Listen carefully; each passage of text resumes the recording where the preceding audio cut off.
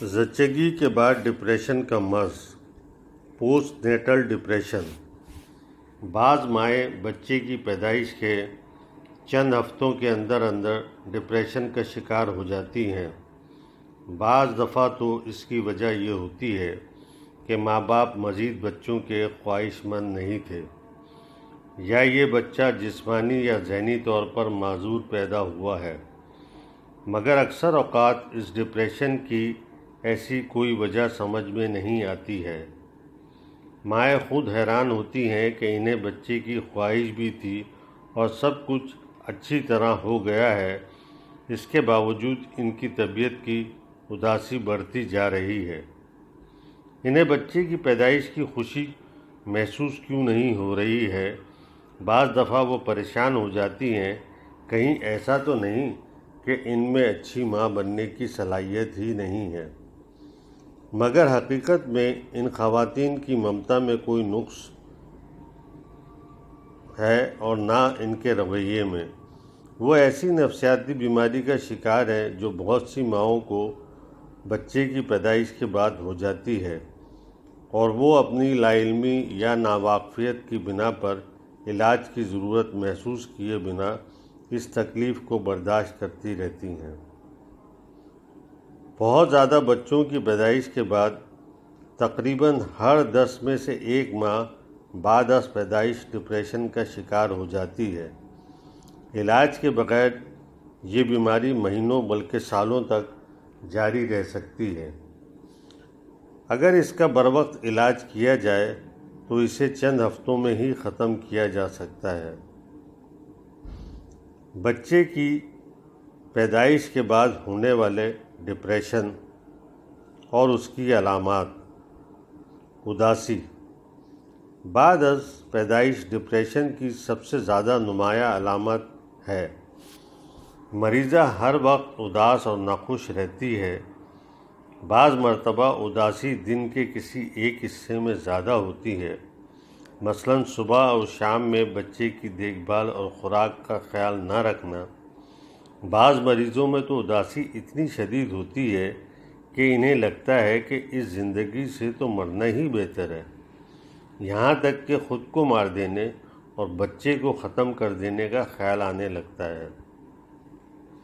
چڑچڑاپن اس چڑچڑے پن کا رخ دوسرے بچوں کی طرف بھی ہو سکتا ہے اور بسا اوقات نوزائیدہ بچے کی طرف بھی ہوتا ہے۔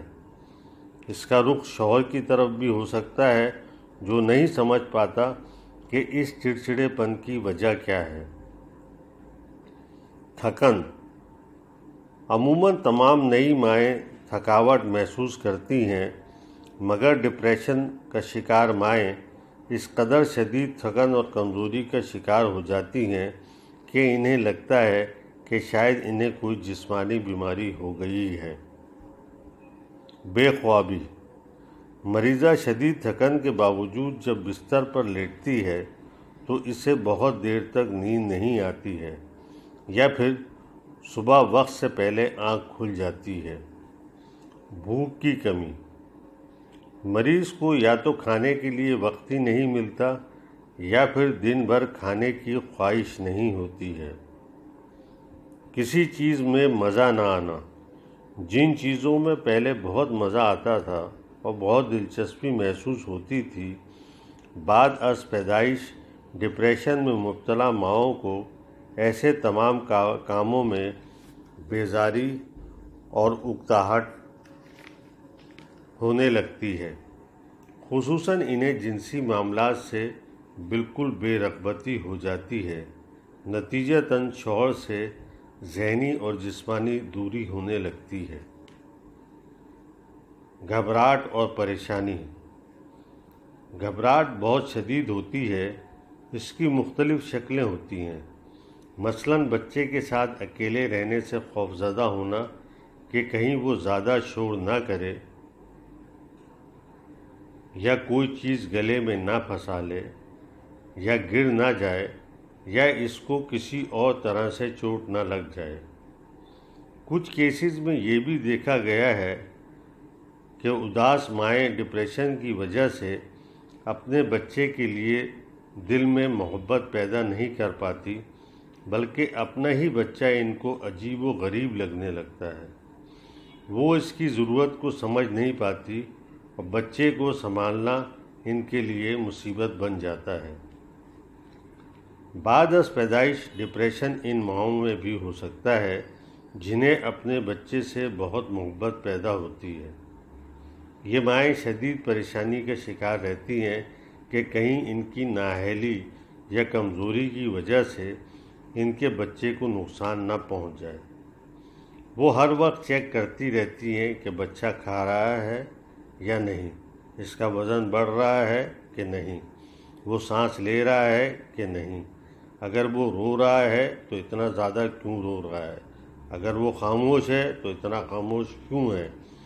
ڈپریشن میں مبتلا ان ماؤں کو اپنی صحت کی طرف سے بھی بہت زیادہ فکر رہتی ہے۔ اگر ان کی نبض کی رفتار بڑھ جائے یا دل کی دھڑکن بڑھ جائے تو ان کو یقین ہو جاتا ہے کہ اب ان کا آخری وقت آ پہنچا ہے اور ان کو دل کا دورہ پڑنے والا ہے۔